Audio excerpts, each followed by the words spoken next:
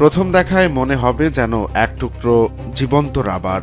নিজের শরীরটাকে ধনুকের মতো উল্টো করে বাঁকিয়ে দিব্যি তরতর করে সিঁড়ি বেয়ে উঠছেন আর নামছেন।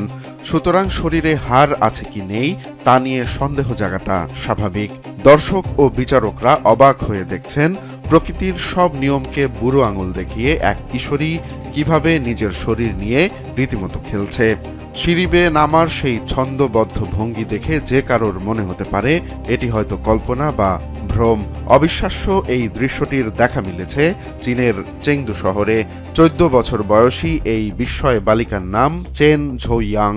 নবম শ্রেণীর এই শিক্ষার্থী সম্প্রতি ব্যাকওয়ার্ড বেন্ড বা উল্টোভাবে 15টি সিঁড়ি বেয়ে ওঠানামার এক নতুন বিশ্ব রেকর্ড করেছেন।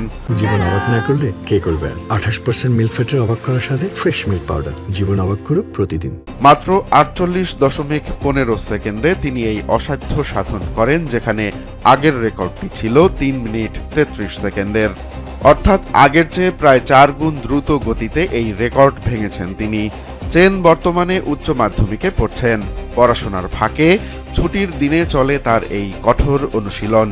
চেনের বাবা চেন ইয়ং জানান, নিয়মিত এই শরীর চর্চার কারণে তার মেয়ের রোগ প্রতিরোধ ক্ষমতা সহপাঠীদের তুলনায় অনেক বেশি। এর আগেও চেনের ঝুলিতে জমা হয়েছে 2টি গিনেস ওয়ার্ল্ড রেকর্ড। 2021 সালে 1 মিনিটে 44 বার ফরওয়ার্ড চেস্ট রোল এবং 2023 সালে শরীরের পেছনের দিকে মুখ নিয়ে 22টি ফুল কুড়িয়ে বিশ্বকে তাক লাগিয়ে দিয়েছিলেন তিনি।